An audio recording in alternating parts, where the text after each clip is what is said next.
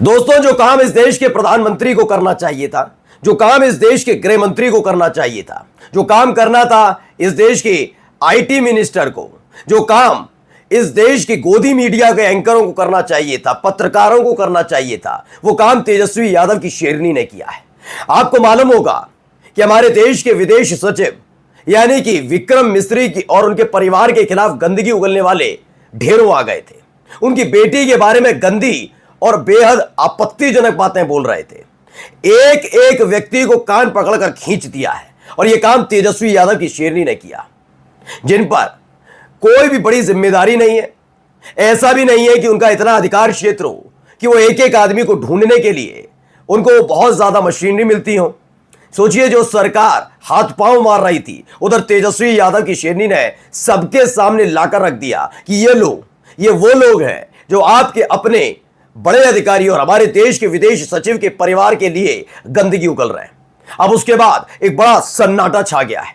वजह बताऊंगा, क्योंकि जितने भी लोग विक्रम मिस्री के खिलाफ गंदगी उगल रहे थे, उनकी विचारधारा और उनके उसी अकाउंट पर देखिएगा वो किस पार्टी को सपोर्ट करते हैं। नमस्कार, मैं हूं प्राज्वल गौतम और आप देख रहे हैं न्यूज सर्किल।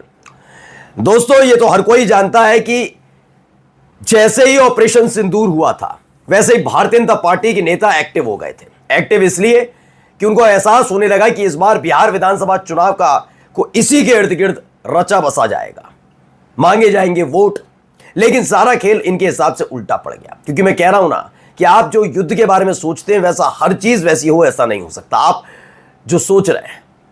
इसीलिए आपने देखा कि जैसे ही ऑपरेशन सिंदूर हुआ, उसे 48 घंटे 24 घंटे छोड़िए, 2 घंटे भी नहीं बीते, फौरन ही प्रेस पर जाकर एक होर्डिंग बैनर बनवाए गए, पूरे बिहार के अंदर लगवाए गए और उसमें अकेले नरेंद्र मोदी साहब को रखा गया। नरेंद्र मोदी साहब सेना की वर्दी में, सेना गायब, कोई लेना देना नहीं। और यह दिखाया गया कि शौर्य कितना है। वो बात अलग है कि अब ऐसे बैनर पोस्टर अब नजर नहीं आ रहे हैं। उनको छोड़िए, अब तो प्रधानमंत्री भी बड़े लेट नजर आए इतने दिनों के बाद। खैर, अब इन सब के बीच हुआ क्या है? हुआ यह कि विक्रम मिस्री पर ठीकरा फोड़ा जाने लगा।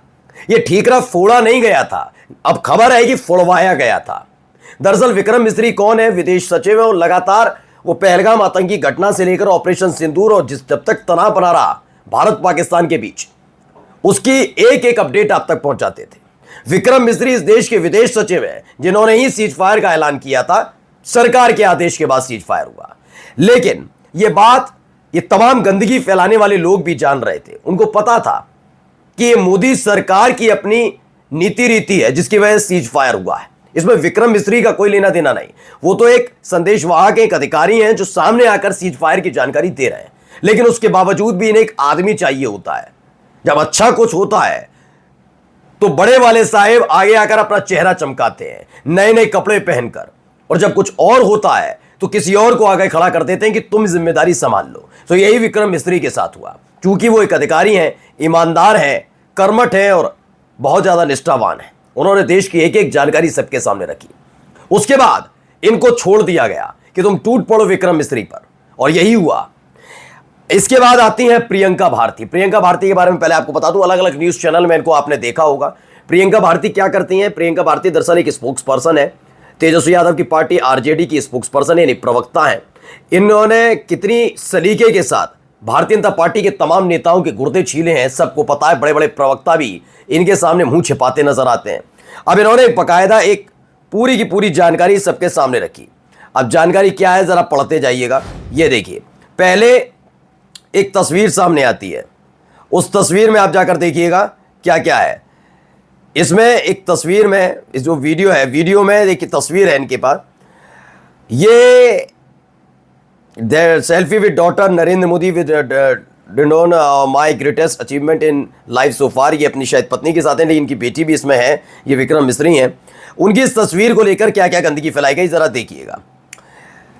कोई संजू केटीए है, वो ट्रेटर लिखता है इनको, गद्दार लिखता है और देशद्रोही। You made you offspring settle outside of India before prostrating and offering you head to Pakistan. Shameful, absolutely shameful. इनके लिए लिख रहा है। मैं कहता हूं कि अगर हिम्मत है तो ये देश के प्रधानमंत्री के लिए लिखना चाहिए था। नहीं, अभी तक आपको नाम नहीं मालूम होगा। आपने हर जगह देख रहे हो विक्रम मिस्री के खिलाफ ये गंदगी उगली, ये उगली, लेकिन आपने अब तक नहीं देखा होगा। देखिए आगे क्या है।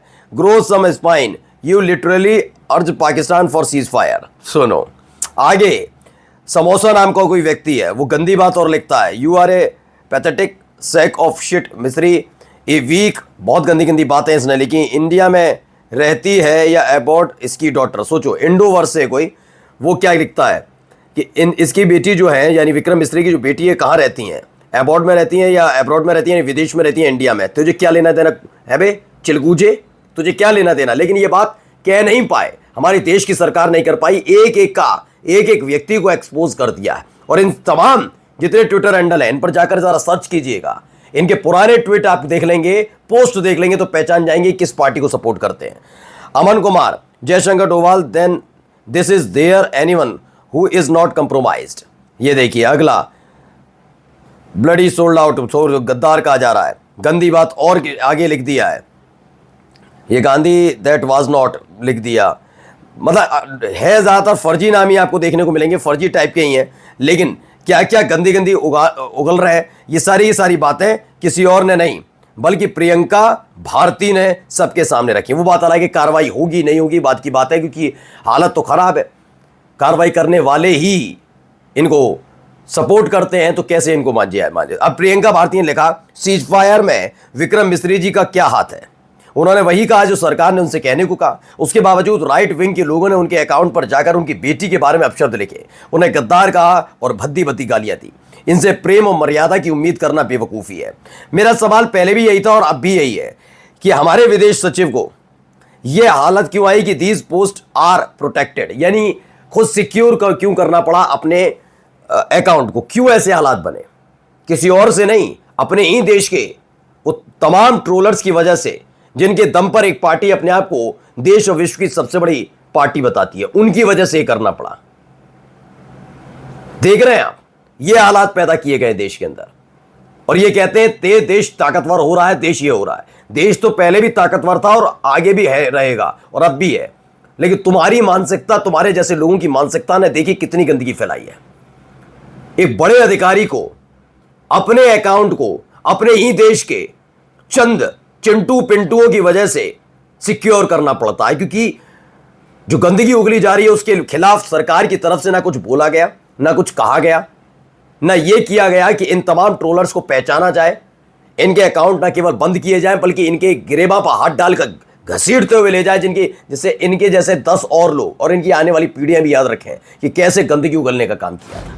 मैंने कहा ना, जो काम देश के प्रधानमंत्री को करना था, देश के गृह मंत्री को करना था इस देश के आईटी मिनिस्टर को, वो काम अकेले तेजस्वी यादव की शेरनी ने कर दिया है। हर कोई इस बात को लेकर हैरान है, कितने बड़े बड़े पदों पर बैठने के बावजूद ये हाथ पर हाथ धरे बैठे रहे, और एक अकेली लड़की ने सारे के सारे ये चिंटू पिंटुओं के कान पकड़कर खींच दिए। नमस्कार।